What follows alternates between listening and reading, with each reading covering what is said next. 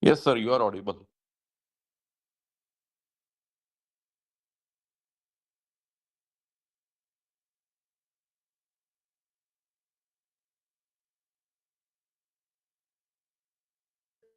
Good evening, everybody.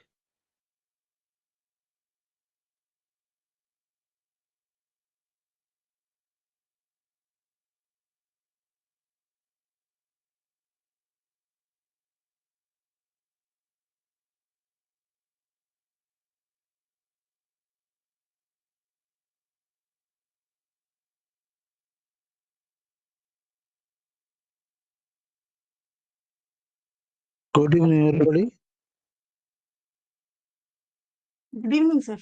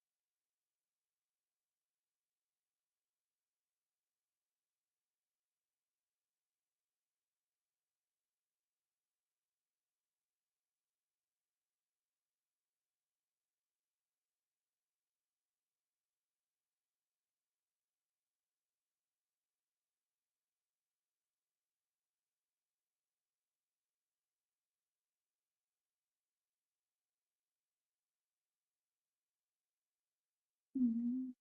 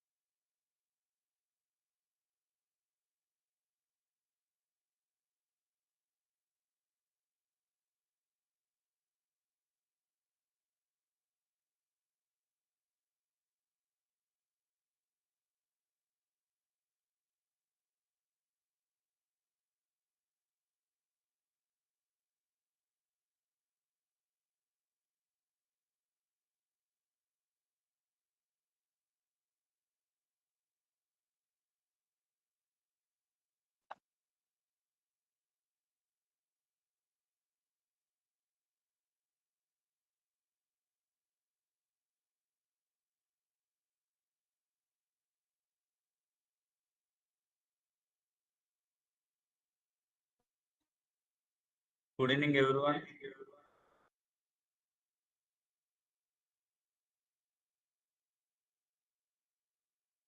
Good evening.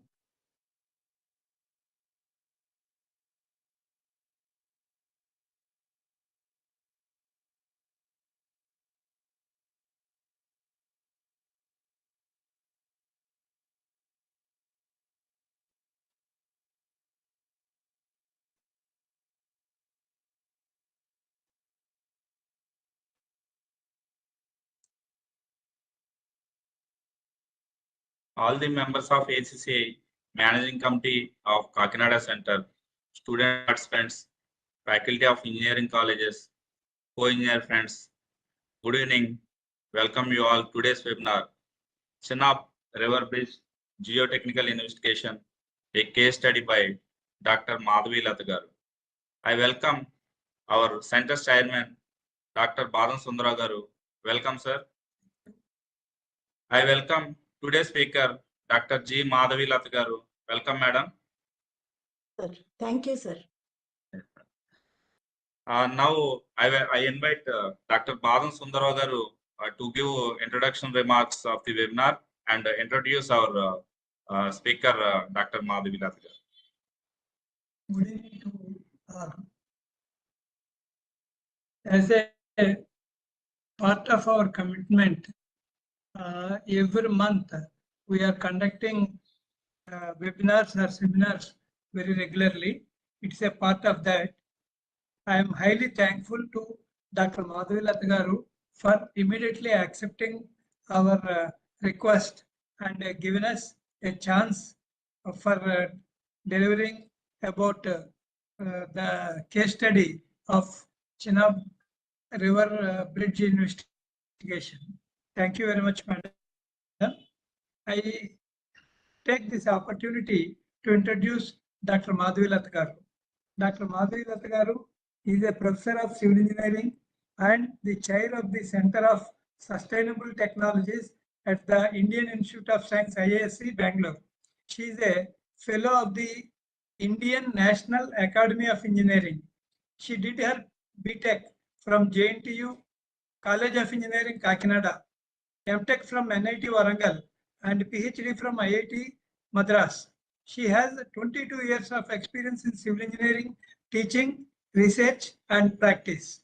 Her current research interests include micro to macro geomechanics, sustainable soil reinforcement, earthquake geotechnical engineering, and rock engineering.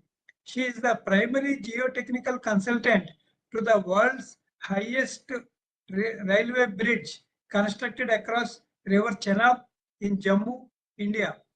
She was the editor-in-chief of the Indian Geotechnical Journal published by Springer during 2016 to 2022 and currently an associate editor of ASCE Journal of Materials in Civil Engineering, Geotextiles and Geomembranes and International Journal of Geosynthetics and Ground Engineering.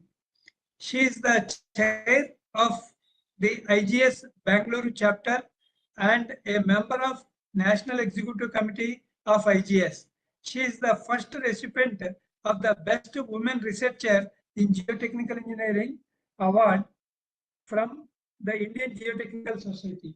She has also received Professor S.K. Chatterjee Outstanding Researcher Award of IISc, SERB Power Fellowship, and she is listed in the top 75 women in STEAM of India. Thank you. Thank you very much, madam, for accepting our request. And I request you to please make your presentation, ma'am.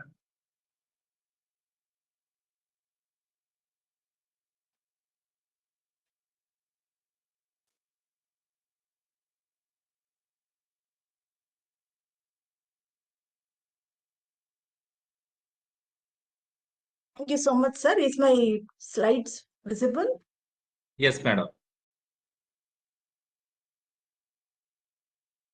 First of all, I thank Association of Consulting in Civil Engineers for this excellent opportunity. It's my pleasure to be the speaker of today's webinar. And it's also very special to me because I graduated from JNTU Kakinada. And whatever I am today, my teachers at JNTU Kakinada have a significant role to play in this success, and I thank them. And it's pleasure to be here today. With this introduction, I just move on to describe the topic, geotechnical investigations of CHENAB railway bridge, which is the world's highest railway bridge. So this is the outline of my presentation, a brief introduction of the project and the challenges and my specific contributions to the project, and design as you go approach, which we have developed for the CHENAB bridge, and the success story. And while I describe all these things, inherently there are geotechnical investigations which are the main part of this project. This is for people who are not aware of this project, I will just give a brief introduction. This is the Chenab Railway Bridge is a part of the bigger national project, which is USBRL project, Udhampur Srinagar Baramulla Rail Link project. You would have heard about this a lot in the press. This is a 100-year-old dream of India to connect Jammu and Srinagar by train. So far, we do not have any train connection between Jammu and Kashmir. So with this dream, this project was declared as national project in 2004, and my contribution to the project started in 2005 during my first visit to the project. And I understood the challenges involved in this project and from the very beginning, because we are trying to build a bridge in Himalayas, which is a very active young mountain range, and the temperatures can go to sub-zero at some locations. And we are also trying to connect two big hills through an arch bridge, which is a big dream. And to realize that someday, we did not have enough confidence from the beginning, but the confidence evolved over the time with so many engineering challenges faced with a lot of innovation and a lot of indigenous engineering inventions which are gone into a part of this project. So this is called a bridge of hope because which connects the Jammu and Kashmir and Jammu and Srinagar. So there could be a lot of changes which can happen in the lives of people living in this area, because most of these hills were not inhabited. Many people are not present here. You won't see human footfall on these hills when we initially started this project. And if you connect these two places through train, it takes about like 2 hours to reach from Jammu and Kashmir, which is a big dream, because currently it takes like a long journey through very difficult terrain, mountains, and it's not a very safe journey as well. So this is my first visit to the bridge site, Chenab Arch Bridge site. We went through the boat, and you can see that there are two hills, one left and one right. And this Chenab Arch Bridge, what I have put there is just an imagination at that point of time. We're going to have an arch bridge connecting these two hillocks was the idea. And we initially there is no commute to this place. There's no access to these hills, so we had to go by boat. And then this Chenab River, this flows into Pakistan from here. So it's a very sensitive place, and anything amiss which happens and stops the course of flow of this river can have extreme political implications. So that's another important point of this project. And then we had to climb these hills barefoot and then see like what exactly is the terrain and how we are going to deal with this project. So this was the artistic impression of initial bridge, what we have put on the paper. So these are some important aspects of the Chenab Bridge. The bridge is about 359 meters high above the riverbed. So which means that if you put a Eiffel Tower below the bridge is still taller by 35 meters.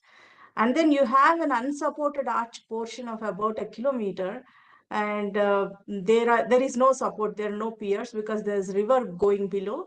And then you have foundations, huge foundations that will come up on the slopes, both sides, left abutment S10, S20, 30, and 40, and the right abutment 50, 60, 70, 80. And there is this viaduct portion which will run. And then the biggest challenge in this project is the wind speed. On the deck, the speed is 220 kilometer per hour. This number is not a mistake. It's 220 kilometer per hour determined through the wind tunnel test. So more than any live load and dead load, wind loads will be the biggest problem in building this bridge. And the most important challenge in this part is we are building a bridge in younger Himalayan range. And for people who are not aware of the plate dynamics of Himalayas, the formation of Himalayas itself is a tectonic activity, a seismic activity. Initially, the Indian plate, one of the tectonic plates, is far from the Eurasian plate, where Europe and Asia were together. India was not a part of Europe and Asia. And then because of the tectonic plate movement, there's a convergent plate boundary which pushed Indian landmass towards Eurasian plate. And about 10 million years ago, the Indian plate hit the Eurasian plate, and that caused the formation of Himalayas. And since this movement is still persistent, we still have this plate moving at a rate of about 5 centimeter per year in northeast direction, which means that the Himalayas are still active, and there is a continuous movement of the Indian plate towards northeast direction. So the bridge's expected life time is 100 years. So in 100 years time, the plate will move by about 5 meters. So you just have to think of these numbers carefully, because we are trying to build on a seismically active region. And the terrain is not as beautiful as we imagine, because Himalayas we know as like very beautiful, but they're at the same time very wild too. If you have any lifeline like a train running on this, then there could be a huge landslide which can happen at this place, and earthquakes are very common in this region. And there can be huge rock falls which can happen, because the kind of rocks we have are like initially these are dolomitic rocks, and they are weathered into limestone, and then they can be like weathered limestone, then they go change to quartzite, and they can also become shale, because this is the kind of weathering process they have. This process causes chemical and mechanical and topographical, lithological changes into rocks. Because of that, these rocks cannot be considered as trustworthy to build anything strong on them. And then we have another challenge here. There are like so many open joints at this place. As we all know, Himalayas are very famous for these caves where our munis go and meditate in these caves. So we have seen a lot of open joints in around. And then when we are trying to explore these slopes on which we are going to build foundations, another big challenge is what kind of open joints might encounter in this place. And then if you have, why do these open joints form is because of simple tensile stresses acting between to a plate of rock, which if you have a joint and if there is a tension acting between these two, they will be pulled apart and there can be a formation of open joint. And then there could be closed joints because of in-plane shear, which is happening between the rock joints. And they can also have folds like this. And these are all pictures taken from the field, from the CHENAB bridge side. So if you have folds, that is because there is an out of plane shear acting between two rock joints. So it's very common to have these joints. What is the implication of these joints and what we're going to deal with? Either the stabilization of slopes we are planning to do, or the foundations that we are going to build on these slopes. So if you have a kind of very less joints, there is no intact rock in the reality. We all have inherent joints in the rocks because the formation of rocks itself is through tectonic plate movement. So it's extremely impossible to get an intact rock without joints. If you have very less joints with very wide spacing between the joints, your failure of the rock mass could be in an elastic, brittle manner. Whereas if you have more number of joints, it can turn out to be kind of strain softening after elastic limit. But if you have extremely, disoriented joints, like there is no proper jointing, random joint sets like this, your stress strain response can be elastic, plastic, and the peak stress that you can achieve through this kind of a rock will be very, very low. So with this engineering background, we know that we are not going to achieve a very high strength for the rocks present in the site because there are many joints. And these are the basic challenges in building the CHENAB bridge project. because we are dealing with rocks with inherent joints. They are non-homogeneous, they are anisotropic, they have inherent discontinuities, and we are not dealing with just one hill. We are dealing with two different hills with significant variation in their mechanical properties of rock masses. So it's when we are connecting these two hills through a bridge, we have to be very sensitive about the differential settlements that we might encounter when we build the bridge. And slopes, since slopes themselves are not very stable, they can go unstable with any external force like earthquake, or like it can be extreme precipitation. So slopes are not a very stable features, geological features. So we are dealing with unstable slopes, and water and seismic forces can cause more instabilities.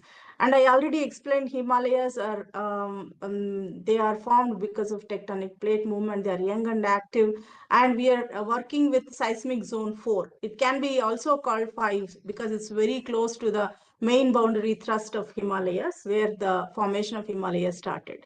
So all these challenges can pose different types of failures in the rock.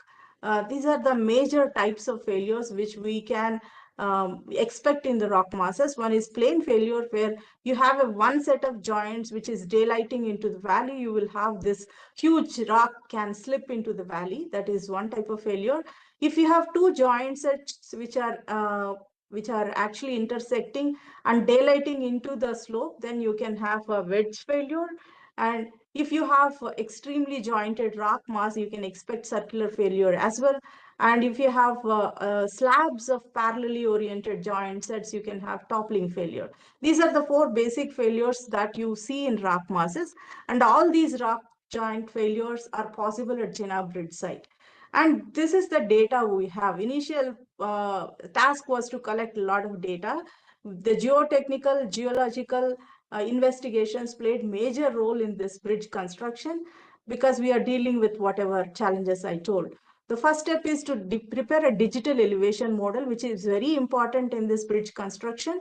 Whatever excavation we are making in the slope, we need to follow the terrain and the topography of this DEM map, because we don't want to cut unnecessary portions so that cause more instabilities in the rock slopes. So you need to carefully align your cutting to match this digital elevation model or topography of the site. This is a biggest challenge. That is the reason why we cannot have a fixed design before we built the bridge. We started with a design which continuously was flexible, was altered, and which was continuously evolving. So at the beginning of the project, whatever foundation locations we have fixed, or whatever sizes of the foundations we have fixed, sizes of piers, locations, everything changed while we started moving and towards the construction, and as we evolved into stage 1 to 2, 3, 4, 5 to the final stage. And we've created these boreholes. Initially, the right was involved in the borehole drilling and collecting the samples for testing. So these boreholes were more than 300 meters at certain locations, and soil samples were taken for testing. Geotechnical, petrographical, lithological tests were carried out on these samples. And then we've also collected geological data. I was a part of this exercise, where though we can do through imaging, the image based geological data does not give us exact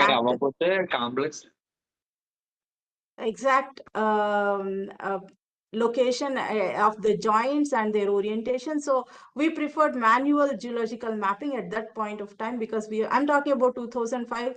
This is 2025. Currently, we have drone-based techniques. We can accurately map the joints, but those days that was not a reality. So all these joints were mapped by a geologist manually, and we had to collect this geological data and lithological data.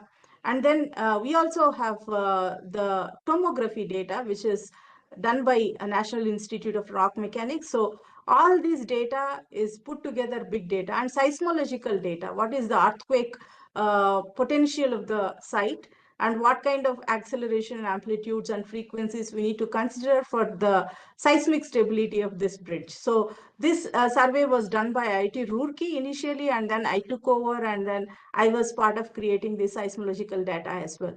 This is all data what we have, and how we combine this data to reach into the construction of bridge and planning, design, and construction. These are the stages. And then if you look at this, the first visit, when we reached the top of the hill, one side you have a village called Bakkal. Hardly 28 people were there in that village. The other side, there is Riasi. It's a kind of slightly little bit of a bigger town, but it's not exactly on the hill, but slightly far from it.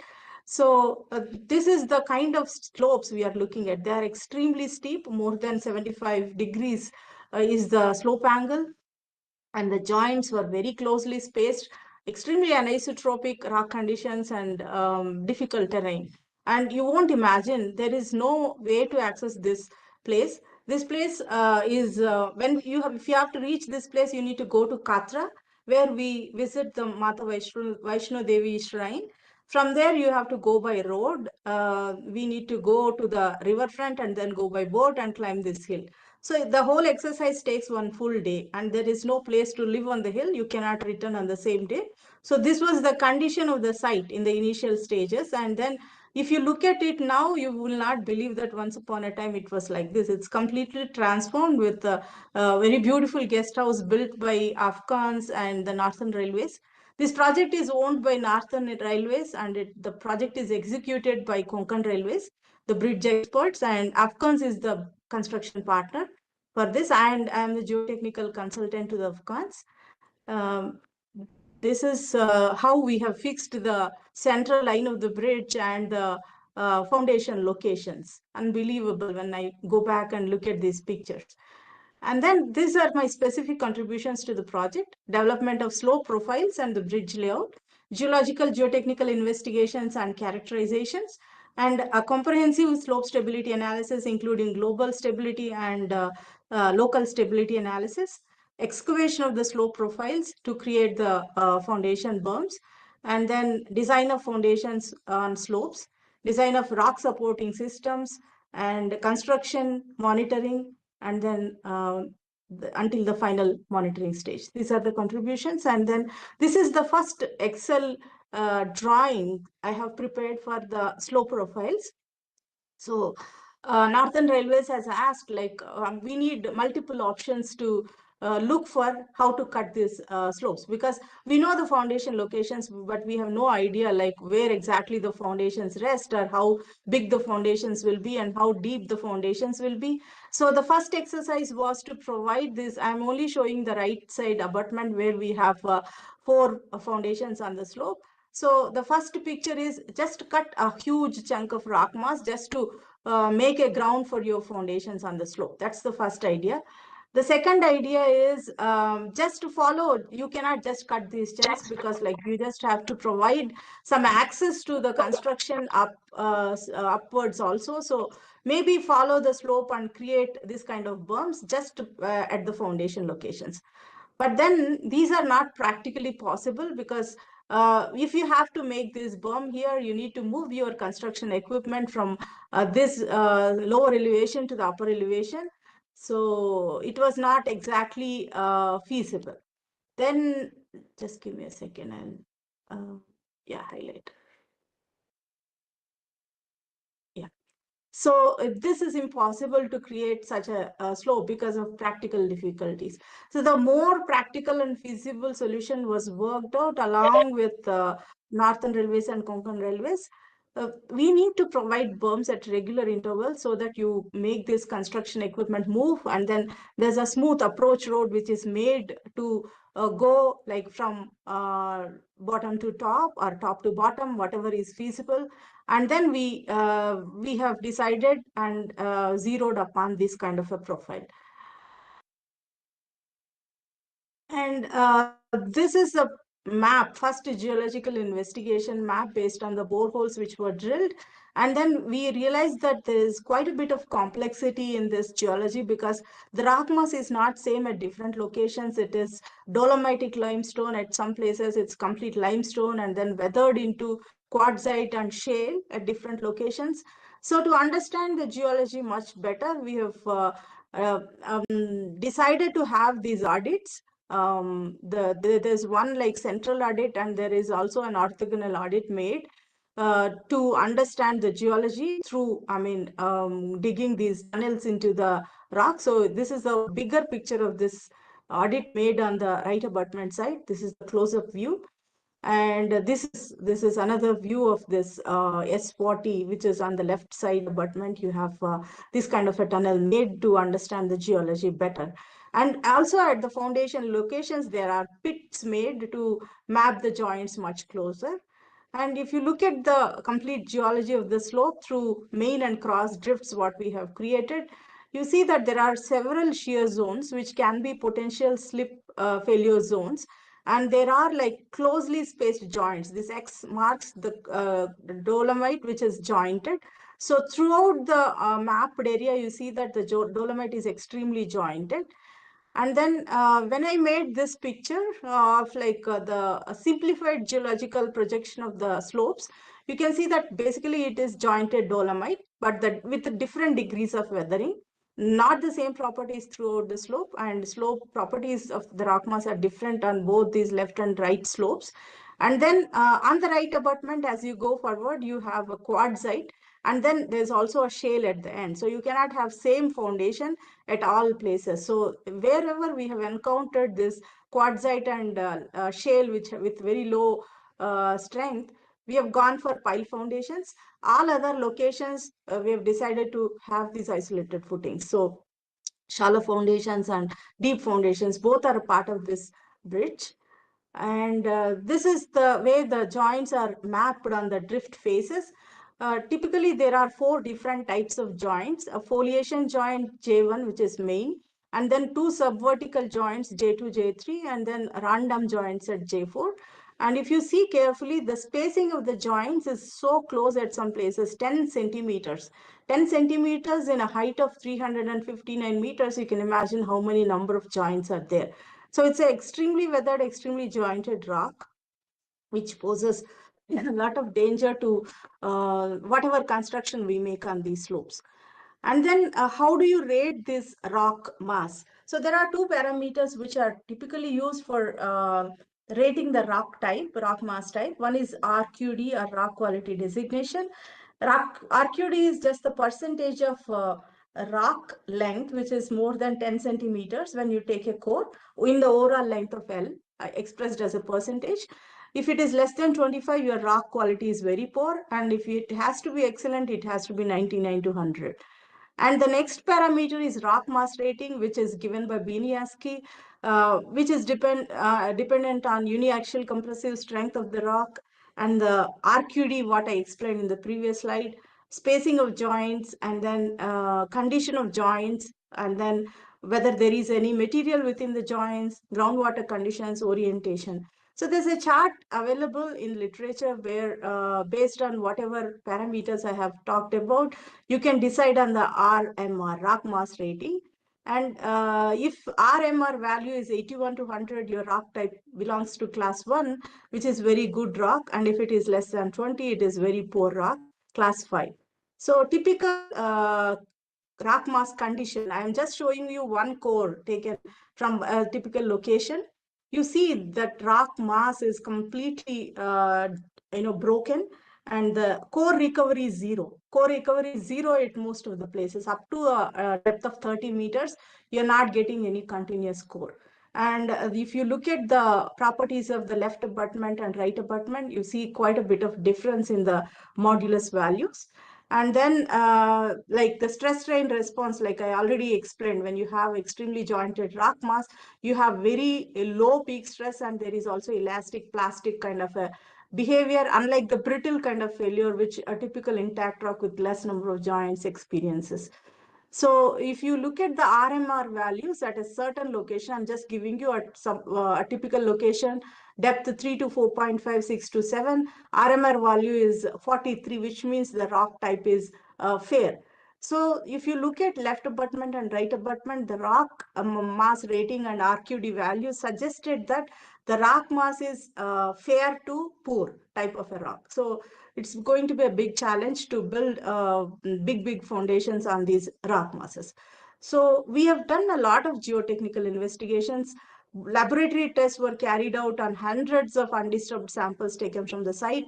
And the core recovery, I already told it is almost zero. So we had to do in situ tests. We cannot depend on the laboratory tests when we have zero core recovery, because it is extremely difficult to get undisturbed rock samples from this kind of a subsurface. And if you take undisturbed sample also, your the orientation of stress directions will change by the time you transfer it into your lab setup and do a traction test or any other type of lab test. So we had to do a lot of in situ tests, in situ direct shear test, in situ dilatometer, plate load, and then we have also used RMR and joint factor approaches. We've also conducted in situ MASW test to finally come up with the deformation modulus of the rock jointed rock mass at the site. And then it is not just that you take the least value from all these tests, but you use some engineering judgment on how to determine what exactly will be the suitable value of deformation modulus based on all these tests and your own expertise in this area. So in situ direct shear test, it was a very difficult task to cut a direct shear specimen above the rock stratum, and then you apply the hydraulic jaw pressure, and then you also apply the horizontal load, and then you shear the sample in situ.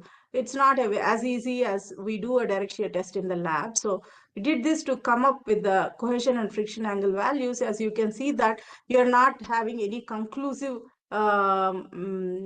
conclusive results from these tests, because the data is extremely scattered. So it's difficult to believe in this data when you don't have consistent data, and repeatability is very low. If you do 3 tests, we got 3 different values. And then we went ahead to do the cyclic plate load test. You can see the size of the plate load test setup here, because our foundation sizes are very big. At arch abutments, your foundation size is more than 40 meters and 50 meters at the other left and right abutment foundations. So we had to do this huge plate load test, cyclic plate load test.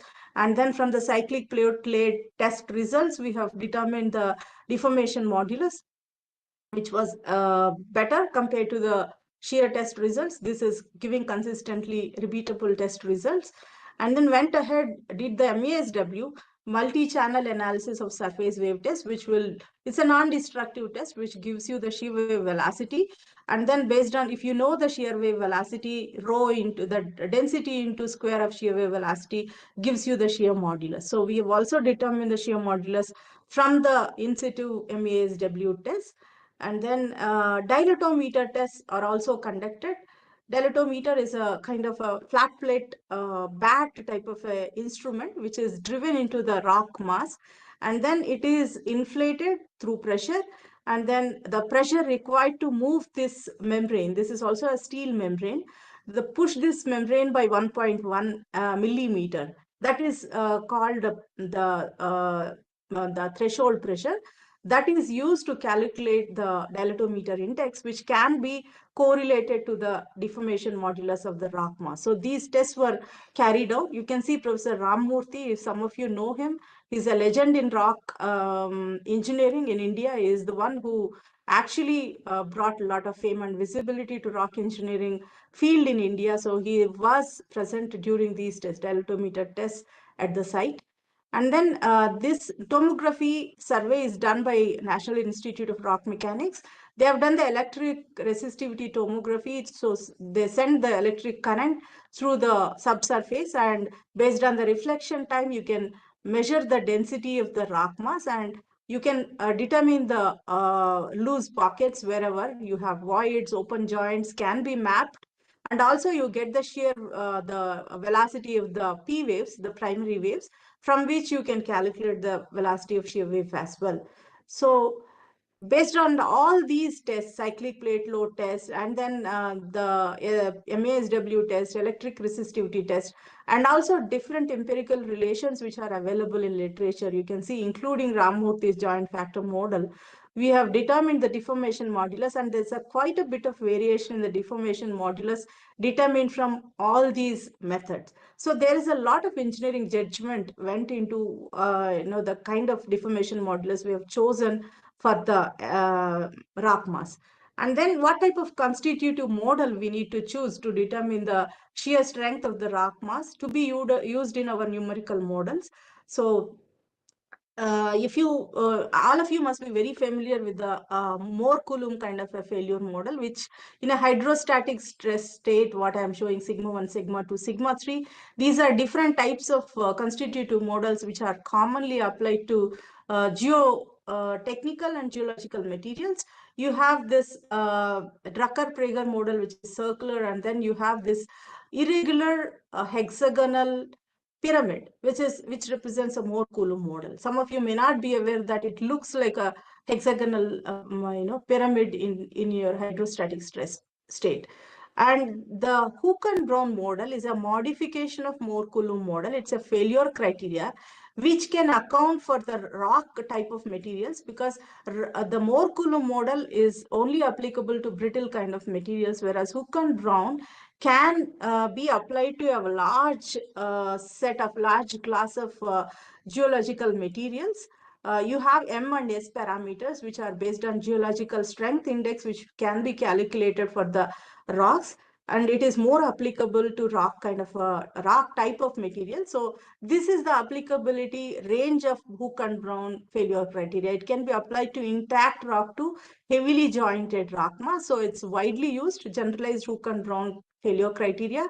The same is used in our studies, numerical analysis also. This is the constitutive model which is used.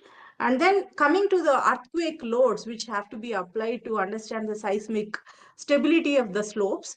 The primary data is given by IIT Roorkee. Then we had to do the site-specific ground response analysis to enhance the primary, the acceleration time history to the site conditions here. This history belongs to the maximum credible earthquake, which is Uttarkashi earthquake. The closest earthquake happened closer to the site.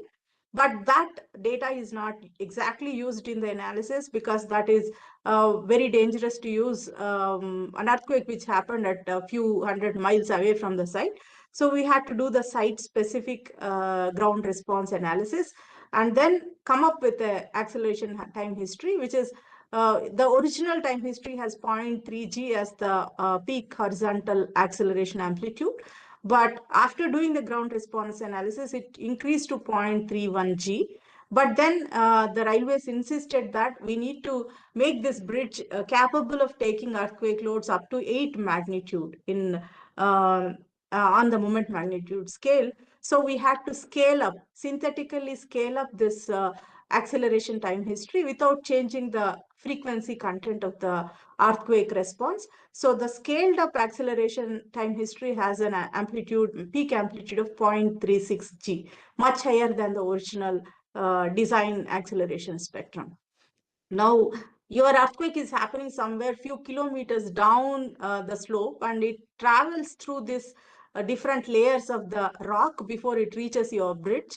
So the ground response analysis, what we have carried out, is very important in determining the acceleration amplifications, which can happen in the path of the earthquake wave and which hits the bridge. And the bridge has to be designed for this design earthquake motion, not the one which is actually measured at the source. And this measurement is done in 3 different directions using these are the geophones, which are placed in 3 different orthogonal directions. They give the velocity which can be converted into acceleration time history.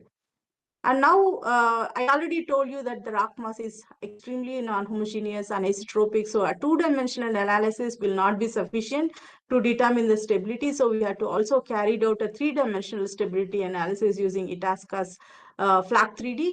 And then there's many thousands, or I wouldn't even say thousands, tens of thousands or hundreds of thousands of numerical studies are carried out continuously between 2005 to 2022 to determine the slope stability at different stages of the construction. And then through the global stability analysis, the FLAC, it is a finite difference program of Itasca. This was used to determine the support system, which can give you the required factor of safety. The equivalent continuum analysis is carried out to determine the depth of these rock anchors as well as their strength. So this is the preliminary design, I would say, based on the global stability analysis. But the rock slopes are really, they will not fail in a global slip surface way because they are heavily jointed. We are more worried about the local failures, which can happen below the foundations or anywhere along the berms when we are cutting the slopes. So when you look at the slope profile, this is the right abutment slope profile with all the dimensions, the final slope profile. So when you have to, this is the original profile. From here, you need to go a few tens of meters to reach this profile. So millions of cubic meters of rock has to be cut to create a stable slope profile. So the slope cutting is a big challenge. And we followed a top-down construction method because if you start from top, whatever debris is following below can also be cleared, and then you can have a clear slope cut. And then these were the initial approach roads. When we are traveling initially through these approach roads, we were using a Qualis vehicle. And I was not sure if I can come back home because every time I visit a site, it's a kind of an adventure. Many vehicles were lost in this valley, and then there are a lot of construction equipment lost in this valley during construction. And it's a very challenging journey. And then there are continuous landslides at many places. We just escaped like a landslide in a few seconds, I would say, not even a minute. So it was not an easy task to go to these places and monitor these activities. But it took longer time because of the slope cutting. It took almost like 10 years to cut these slopes and make the slope profiles. When we have to cut these slopes, one biggest challenge is you shouldn't cut anything extra. The moment you cut extra slope, you cannot rebuild it. That's the challenge. So you cannot do a blind blasting at the site. You need to do a pre-splitting to relieve the stress first, and then go for a control blasting. This is the methodology which is used. What is pre-splitting? I can explain you in a very kitchen-based setup. If you have a coconut, if you want to cut it, the best way to you cannot cut it in any other way to make a very defined cut in the coconut. What you need to do is you make a cut through a knife, two cuts, and then you just excavate it. So this is called pre-splitting. Similar technique is followed in a simple way at the site. You have these pre-splitting holes through which you put an explosive and then split it, and then you do a control blasting, and then carefully the slope is carved. So these are some pictures of how the excavation methodology is developed from top-down approach. Initially, you have a pre-splitting done here, and then the pre-splitting blasting. After that, you reach this, and then you do a control blasting to reach this. And then once you reach this stage, then the next pre-splitting is done, and then you move forward this way. And then you go from top to bottom in stages. And before you reach the next stage, you do the reinforcing of the top berm as well. So you need to continuously reinforce and stabilize it before you do the next stage of cutting. And then another big challenge is how to dump this debris, because there is a river flowing below, and anything that happens, desilting or any flow change in the river can actually cause huge unrest in the country, and there could be huge stage dharnas, and all this can happen because of environmental impact that can be caused by this debris. So very carefully, these dump yards are designed. The flow of vehicles, the movement of the vehicles is very carefully planned to not to dump any amount of debris into the river CHENAB flowing below. And then the local stability is another big thing, which ran for almost like 16, 17 years. Throughout my contribution to the project, I was doing these stereographic projections, which I've learned in my BTech.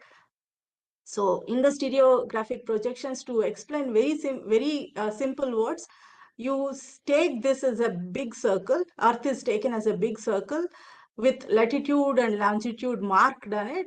And then you mark every joint. Every single joint is mapped on this bigger circle through these projections, stereographic projections. You can map these joints. This is called pole to planes because there are many joints. One set of joints will have like thousands of joints oriented in that direction.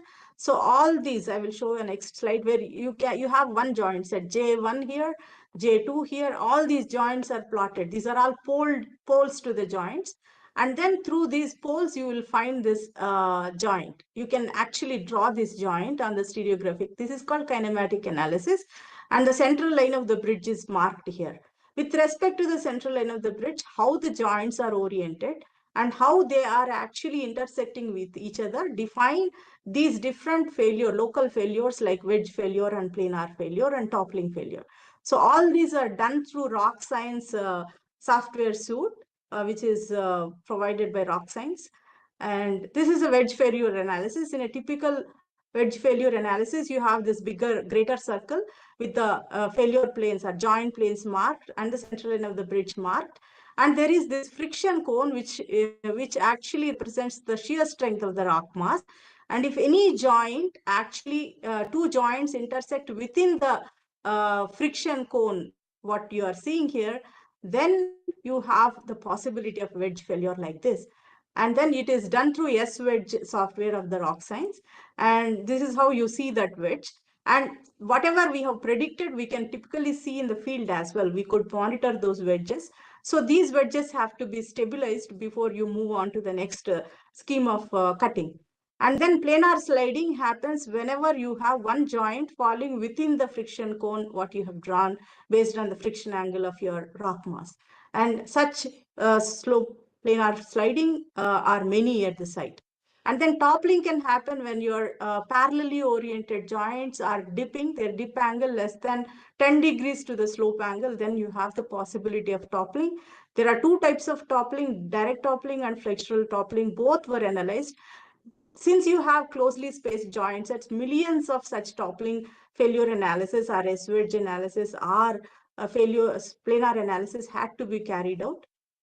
And once you design the support system to withstand, typically if you are designing the rock anchor support to the wedge failure, mostly wedge failures were possible at the site compared to planar and toppling. They were minimal, but mostly wedges were forming at all the foundation locations. So to stop the wedge from falling into the valley, you have to provide enough support to hold it or anchor to the existing slope. So when you are designing such anchors, pull-out capacity of these rock anchors is very important.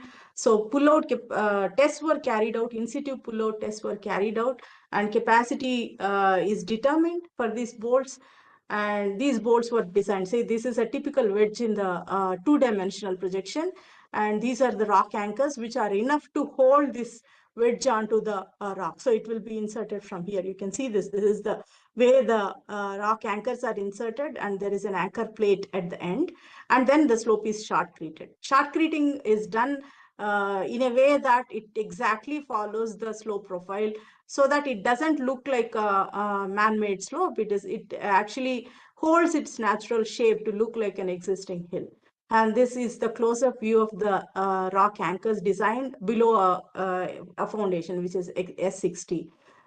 And then there's about 3.15 lakhs cubic meters of excavation done at the site, and about 31,200 RMT of rock bolting is done, and shotcreting is done. And the slope approach roads, if you look at this, before excavation, this is where like we were standing and marking, and then these approach roads are made and the slope is built, completely built. By 2015, the slope profiles were built, and then the bridge started. So the foundations on the slope is a big challenge. You can see the size of the foundation. It is like 40 meters by 30 meters, 40 by 50 at some locations. So they're also quite deep, 20 meters deep into the rock. So making these foundations was a big challenge. And also there are different types of wedges, toppling, all this is possible below the foundation. So we had to do grouting, consolidation grouting. So this is the aerial view of the foundations from top to bottom, how they look like. And then this is one foundation, S50, on the left abutment, arch abutment. This is the foundation, this is the size. So this is the intricate reinforcement details at the arch base. You can see how much amount of work is gone into building this kind of foundations. So what we followed is a design as you go approach, because there are major uncertainties. You cannot fix the design and go. Material parameters were uncertain, and the design of the bridge was continuously evolving. Whatever we have mapped, the joints on the slope profiles were completely different by the time we excavated the slopes to the foundation locations. So we had to redesign all the foundations after we reached their exact location. And then by the time, since the bridge construction took 17 long years, many slopes were getting eroded and there were ledge distance issues which had to be corrected. We had to provide extra protection systems. And many places there are unforeseen open joints below the foundation. So we had to be doing innovative grouting methodologies we had to develop to seal these joints. And below the foundations, typically in a soil, if you are building a foundation, your pressure bulb reaches about twice the breadth of the foundation. But in rocks, which are anisotropic, unfavorable joints, your foundation can extend, the pressure bulb can extend to 4 to 5 times the depth. And when we had to grout this, if you do the grouting with pressure, you will have this problem of heaving, which is quite a bit, bulking and heaving is very common. So we had to do a consolidation grouting with very low pressure. And when we started grouting, the first shock was thousands of bags of cement is poured, but it was just leaking into the joints and going somewhere without any trace of it, and we're not getting any strength improvement. So it was a big challenge, and we had to develop simple methodologies to understand how to stop this leakage. So when we tried to mix a little bit of color, very Indianized jugaad kind of a method used to determine how this grout is going, where it is going. When we mixed color, it was coming out at some places. Through the color, we traced the time taken for the grout to flow there. So we had to design the grout setting time using sodium silicate. We had to map exactly what was the path the grout was taking to reach that place. And with many trials, we had to fix this grout setting, and it worked after some time. But huge amount of cement was consumed to grout the foundations on these slopes. And the cable anchors were fabricated at the site. This is the size of cable anchors. You can see that. And at some locations, Dividex bars were used, imported. And then this is a picture of shotcreting at a certain berm. And there were some stability issues at some locations. Like I told you, towards the right end of the right abutment, you have soft soil. So there was kind of a erosion which was happening. So we had to do the stability of these slopes as well. Apart from the foundations were deep foundations here, it was absolutely no problem. But to look at, it might look very unstable when you have a kind of eroded slope. So we had to do the slope stabilization. And then, like I said, there was some ledge distance issues also arised with the time taken for the project. So we had to build extra retaining walls to support and give the extra ledge distance to these huge piers which are erected. So the construction stage before excavation and like how these foundations have come up, it is a kind of a big thing, because it took very slow process because of the challenging rock mass parameters and the type of terrain and earthquake conditions. And world's largest cable crane was erected at the site to help with this project, which has payload capacity 34 metric tons and span of 915 meters. And this is during the construction of slopes. And you can see there's a small arch coming here, and which moved over the time. It took 17 years to finish this bridge, 2005 to 2022. In 2022, there is this golden joint which was connected. It's a big celebration time for the country, and we could actually see that that's the time when the railway minister came and saw this and said, "Ab to bridge banega." So that was the confidence the project has given. Initially, everyone was skeptical. There were so many committees made whether this is feasible or not. Are we wasting thousands of crores of money onto this project? So everyone was not confident, but this was possible through the engineering innovations and design as you go kind of a flexible approach. And when you walk on the bridge, that's the moment you feel that, okay, this is really possible. And we are really walking from Bakkal to Kauri by foot. So It's a huge success story. And this is a drone picture. And at night, this is taken from the guest house of railway. So it oversees both the abutments, and then you can see it.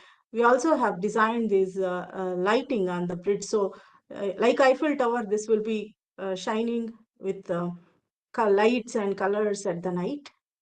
And during winter, this is the scene. If you're walking on the deck, clouds you see below your foot. So this is an amazing picture shared by railways. They were viral on the internet, social media. It's a small video to show you like. One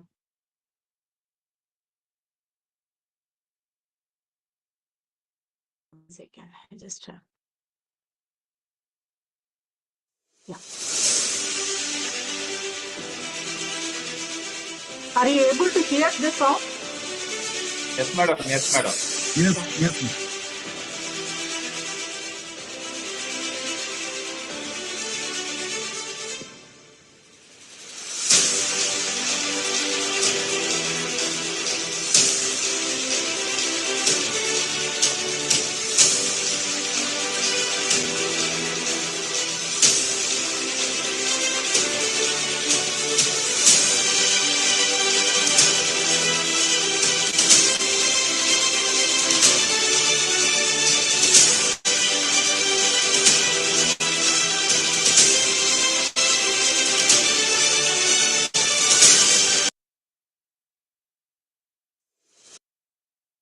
And just 2 days back, we have this final trial of full speed train running on this, about 100 km/h with full speed. Initially, there were small trials, but I'll show you just what happened 2 days back.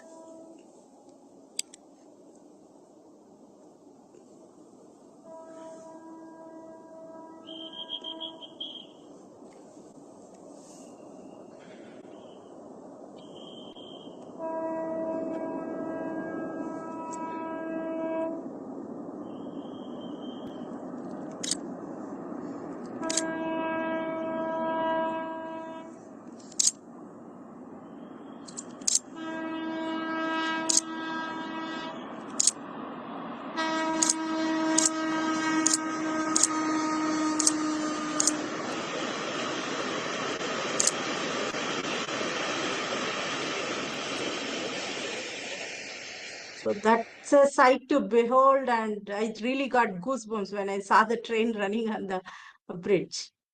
Thank you so much. If you have any questions, I'll be happy to answer. Thank you, madam. Thank you, Dr. Madhavi garu, for the micro level detailed presentation and explanation of the geotechnical challenges. I request the participants to raise your questions. Good evening, madam. This is Subramaniam from Kakinada. Sir. In the starting, you were talking about Eurasian tectonic plate movement, 5 centimeter per year. Right. How did you consider this in your design? Because throughout your presentation, this plate movement thing has not been,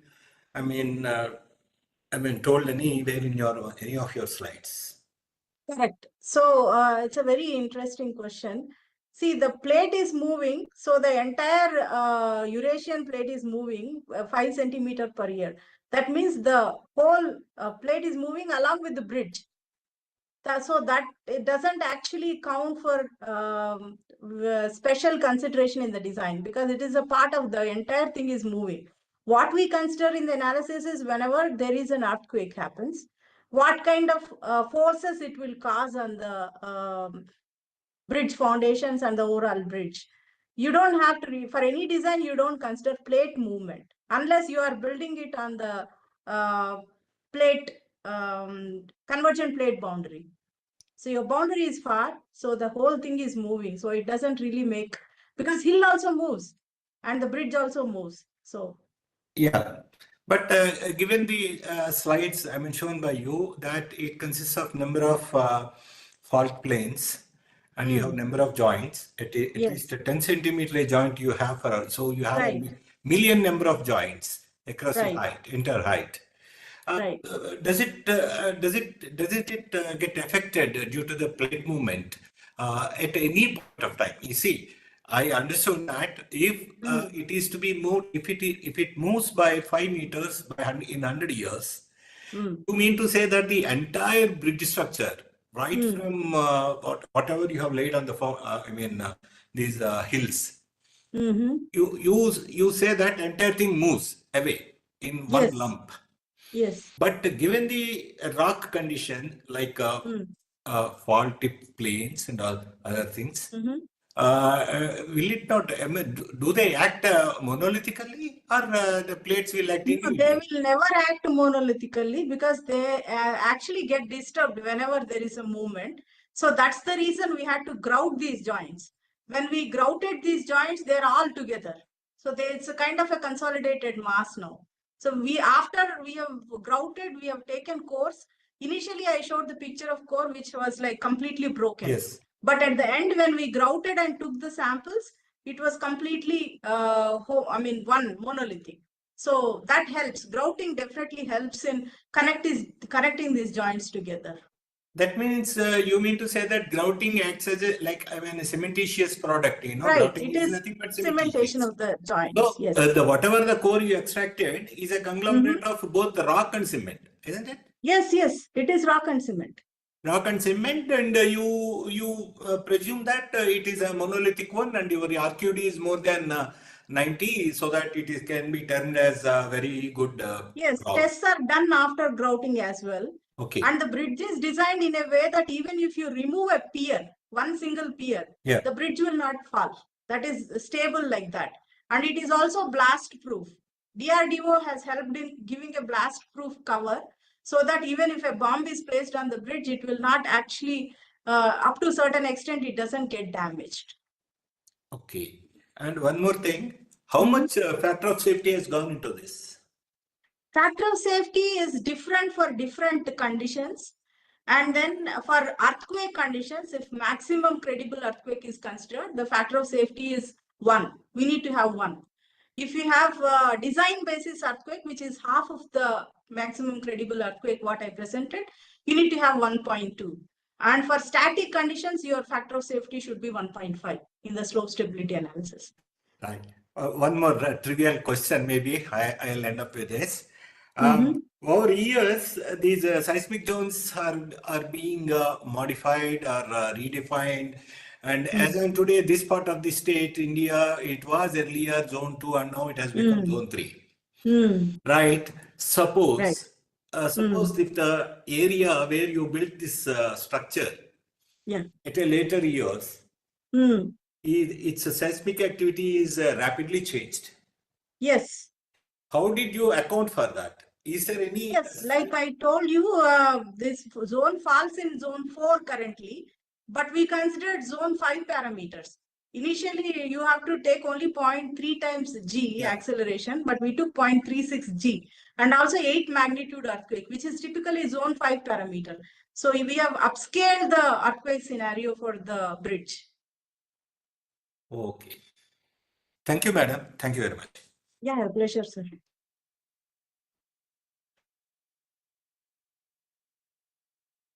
In your HR guest, you raised the hand. Any questions from you, sir? No, sorry, it was not actually a question. It was just an amazing presentation. Okay. And really, you're a superhero, and all the team who work there need to be commented with a standing ovation. I think this will go down in history as one of the most fantastic teams who has worked in yet another fantastic challenging project. Thanks to you and thanks to Kakinada team, sir, under your leadership for hosting such an excellent webinar. And we can thank you so much, sir. Thank you so much. So we can proudly say that we are also living with the legend Dr. Madhavi latha. So yes, we are fortunate to coexist with you and fantastic. Actually, I had heard this during a Patna. No, not in Patna. Yeah, not in Patna. It's Pune. I think in Pune you have presented this. Yeah, I have presented many times. The problem is everyone asks, like, please present CHENAB bridge. So I have many things what I do every day. Yeah, I think by this time you might have by-hearted everything even without seeing the slides by the click of this. Yeah, I mean, I don't need any preparation for this start because that is it's what in I'm my saying. blood now. That's what I'm saying. By the click of the slide sound itself, you can go ahead with your explanation. Beautiful, man, beautiful. And it's a really very good to interact with you. And many a times I had interacted with you. And thank you so much. Thank for you, the sir. very- Thanks for all the positive things. Right. Madam, I have just one question. Please go Given ahead. Hmm. extent of uncertainty on this project, because today was a new day and this was a median project which was never constructed in this nature across the world. Projects might be there, but not of this nature. So what type of contracting methodology you adopted? Because normally we have conventional contracting methodology, but in this, as you were explaining, I was wondering none of the methodologies applied, neither the item rate, nor the lump sum, nor the design build. So how did you go about the entire contracting things, and how did the teams manage, especially the contractual teams and the contractors? Yeah, like I told you, see, the whole thing is managed by Konkan Railways. You should have worked with them. Typically, before I worked in this project, I had a very bad opinion about these government engineers. I mean, being very honest here. So when I started working with people in these Konkan Railways and Northern Railways, I was amazed with their wisdom, knowledge. They can do hand calculations for big things. It is more than for them, it is more beneficial to me. It's a steep learning to me because I took only geology at my undergrad level. I never had any rock mechanics exposure, except that my postdoc was numerical analysis. That helped. But everything was learning from scratch. So there are three big teams, one from Northern Railways, one from Konkan Railways, one from Afghans itself, the construction people. And any small decision is taken with like everyone sitting together. And I would tell you, there is a committee headed by our metro man, Sridharan, placed whether it is feasible or not. And the committee gave a very negative recommendation saying that you cannot build this bridge. So the bridge was stopped for 5 years in between, in these 17 years. So, I mean, these are all many hiccups were there in the project. It's not a smooth sailing. Like you said, there is nothing conventional about this bridge because, and also we had to admit that this structural bridge design part is done by WSP. So this is a foreign company. And then Indian teams were every single Indian team, which was like expert in rock engineering, is called for every small decision, and it's a kind of a group or team management, I would say. If there are some rules for I mean, I'm not a kind of a person in contracts, or like I'm not a person who worked in construction management, but if there is any rule for construction, everything is broken in this project because it's kind of a project where everything was uncertain in the beginning, and everything was learned as you go day by day. Yeah, man, because I'm amazed what type of a model they adopted, because I was thinking what model could be adopted. So all models do not qualify for the type of challenge. So perhaps they must have broken down each and every package. Yes. Because we don't know what is the extent of excavation that goes. And what is the terrain that you are going to excavate. Exactly. You cannot have different types of items and then determine a cost.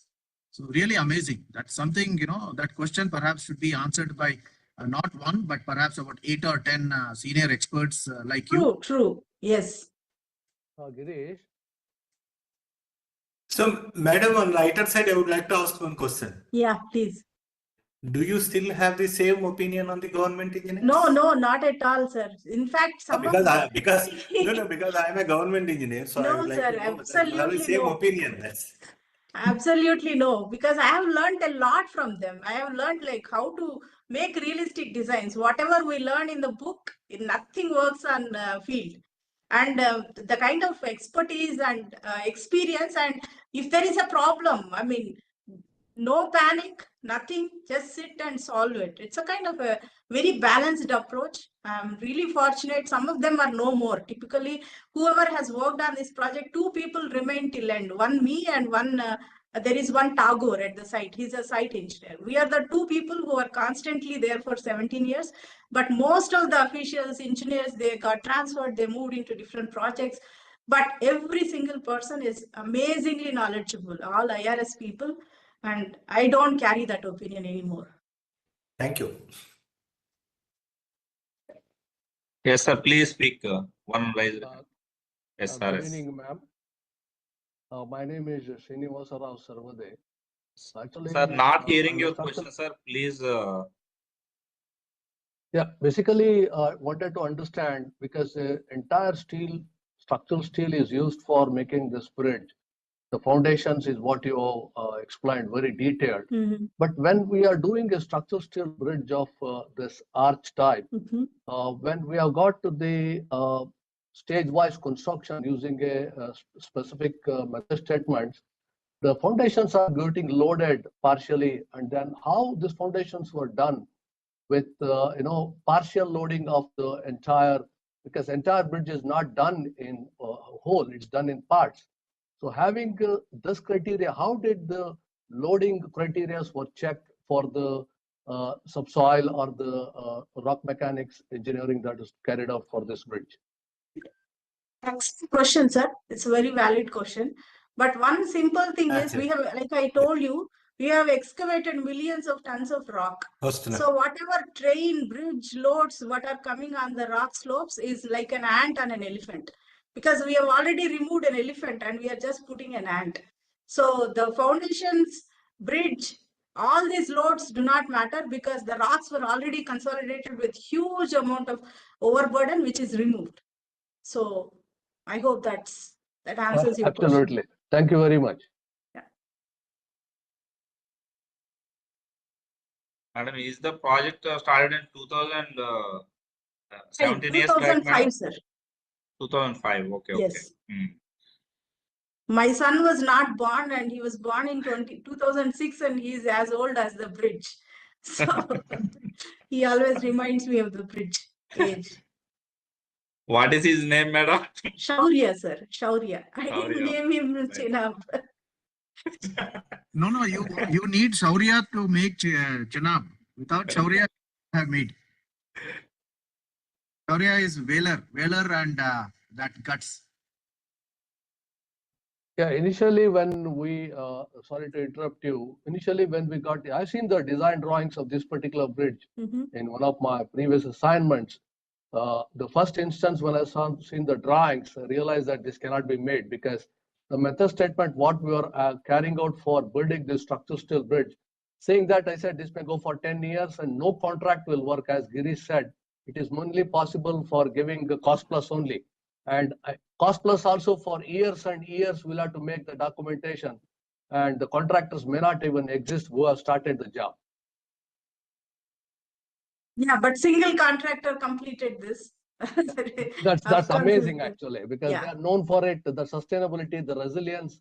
That shows that they are there to deliver for the Indian projects, which needs the resilience to carry out it. Srinivasa Rao sir, we did exactly a similar type of a project at Ambi Valley, where I was posted from Bechtel. And as Madhavi Latha madam said, we did. But now I realize if I can call CHENAB bridge as an elephant, I can say perhaps Ambi Valley project is a deer, a deer or something like that. So the challenge in CHENAB is extremely huge, really huge. And the age of the rocks is, if you can call CHENAB terrain as a teenager, perhaps Ambi Valley is an octogenarian, a 100-year-old person. I mean, that's the Sahyadri Hill ranges. So Right. really the way they handled it.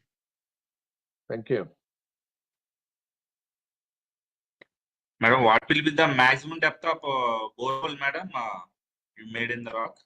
About 300 meters, sir. Up to, okay. Maximum depth is 300 meters. Yes. Okay. Madam, how to identify the joints in the rocks, madam? We did I showed you, we did the joint mapping, physical joint mapping through drifts. 2 drifts are made on 2 abutments. And then we also did the joint mapping at the excavations done for foundations in those pits as well.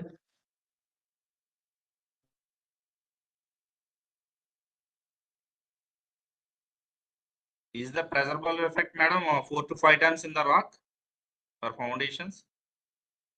Yes, this is, you are talking about the pressure bulb. It is about Yes, 4 to 5 times because of anisotropy.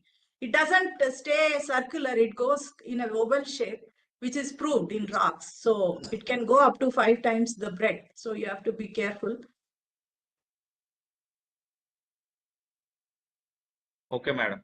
Any questions? Any questions from the participants?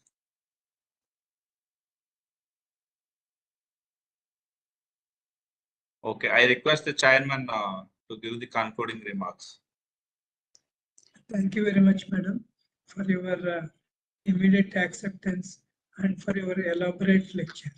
Thank you very much. Thank you so much, sir. It's a pleasure to be a part of this Kakinada team. It brings a lot of good memories to my mind. Thank you. Every month we are conducting one webinar, madam. Okay. We started this chapter in 2020 and without break we are continuing the same. We are conducting one webinar or one physical event, madam. Excellent, sir. Thank you.